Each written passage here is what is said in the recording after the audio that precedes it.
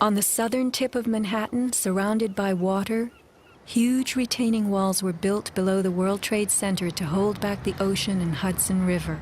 The bathtub, as it was called, held 7 levels of parking garages, maintenance rooms, and the New Jersey Path train station. After September 11th, the 3-foot-thick slurry walls were found to have shifted up to 18 inches inward. These walls are coming in. These walls hold back the river. So if these walls cave in, this place is going to get flooded out by the river. Let's think about this. A pancake collapse should have left the foundations in place. They had always borne the weight of 110 floors. But something happened in the sub-basements to disrupt them. All the collapse had gone down to track level. So we had 60, 70 feet of wall, totally unsupported. What kind of force could have dislodged so many stories deep underground?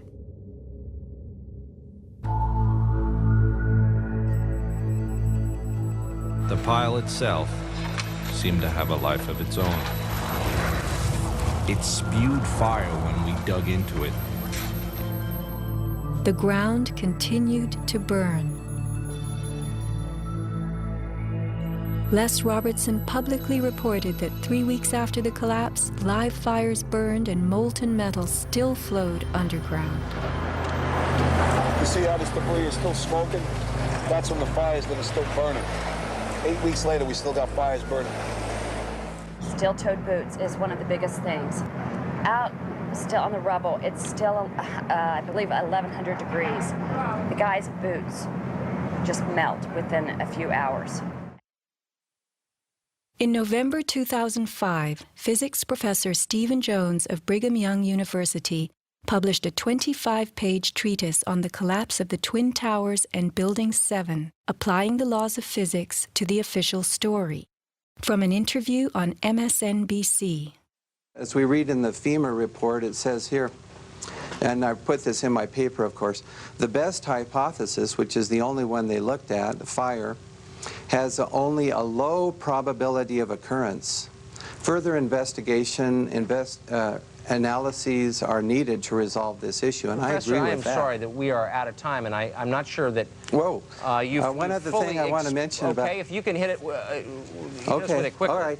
Okay, here we go. Molten metal in the basements of all 3 buildings. Right. And yet all scientists now reasonably agree that the fires were not sufficiently hot to melt the steel. So what is this molten metal? It's a direct evidence for the use of high-temperature explosives such as thermite. Thermite produces molten iron as an end product. Okay. We appreciate your coming on, even if I don't understand your theories. We appreciate you trying to explain them. Thanks. Professor Jones barely got in his mention of thermite. An incendiary used by the military, thermite is a compound of iron oxide and aluminum, which when ignited sustains an extreme heat reaction, creating molten iron. In just 2 seconds, thermite can reach temperatures over 4,500 degrees Fahrenheit, quite enough to liquefy steel. This is thermite melting the engine of a car. We know that open-air fires cannot burn hot enough to melt steel, but metal had melted at the base of the towers. The second product of a thermite reaction is aluminum oxide, visible as white smoke. Was thermite used in conjunction with explosives on September 11th? Watch this very bright substance pouring from the 81st floor of the South Tower.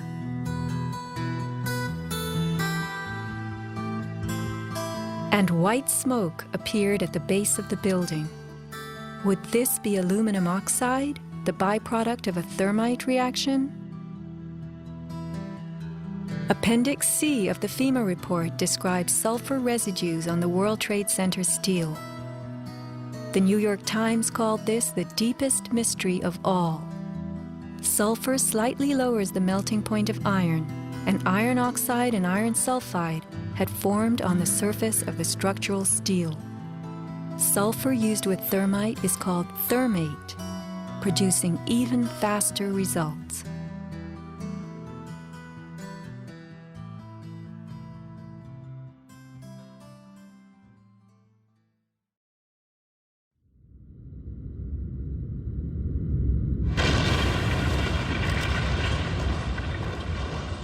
Let's look at what happens in the demolition industry. Taking down large structures requires preparation. Powerful explosives and heavy equipment are used in advance to weaken the foundation and bottom sections of a building before additional explosives and gravity bring the rest of it down. The words of a senior blaster. We blow the basement, all the columns in the basement. Then we crack it up at the top to get it started. We go every other floor all the way down. Every explosive has a timer on it. That's why it's controlled.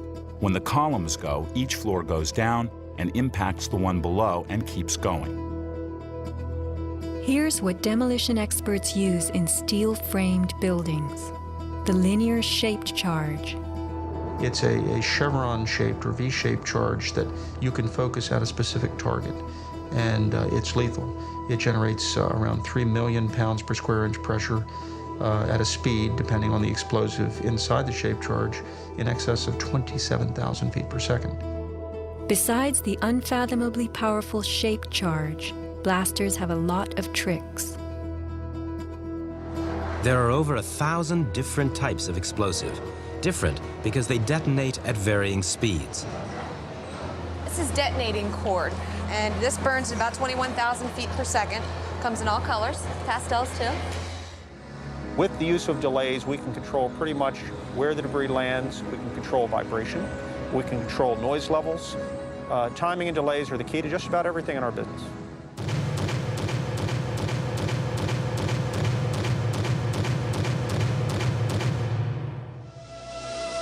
And what is the result? The thing that pleases me is the fragmentation and the control.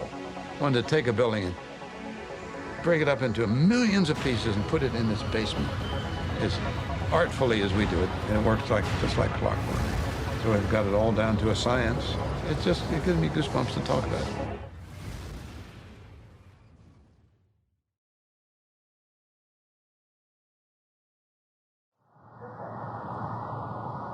Were the underground explosions intended to blow out the Twin Towers' basements, followed by blasts heard inside the buildings of shaped charges slicing the core? Because of the secondary explosion, we've got numerous people covered with dust from the secondary explosion. Demolition pre-weakening usually takes place well in advance of the final blast, but at the World Trade Center, critical prep work might have had to occur in a very compressed time frame in the panicked aftermath of the plane strikes.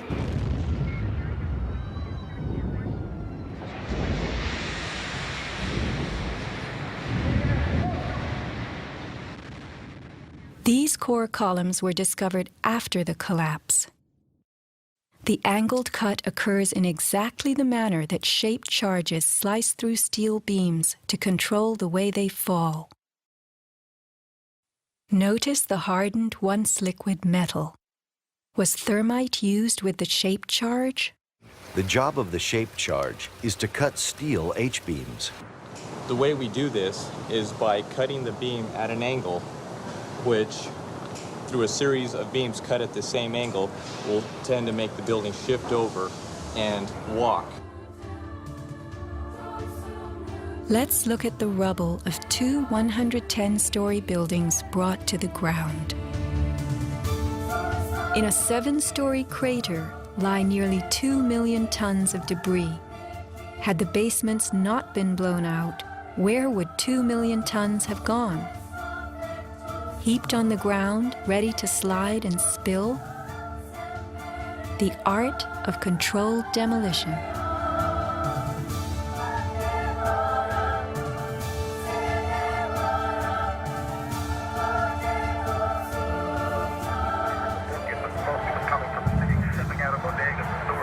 Remember the pre-collapse and mid-collapse explosions caught by Richard Siegel's camera on the Jersey Shore? Were these the blasts that took out the core and upper basements just before the final crumble a mind-boggling sequence of computer-controlled delays that blew the exoskeleton, pulverized the concrete, to bring the whole structure rolling to the ground.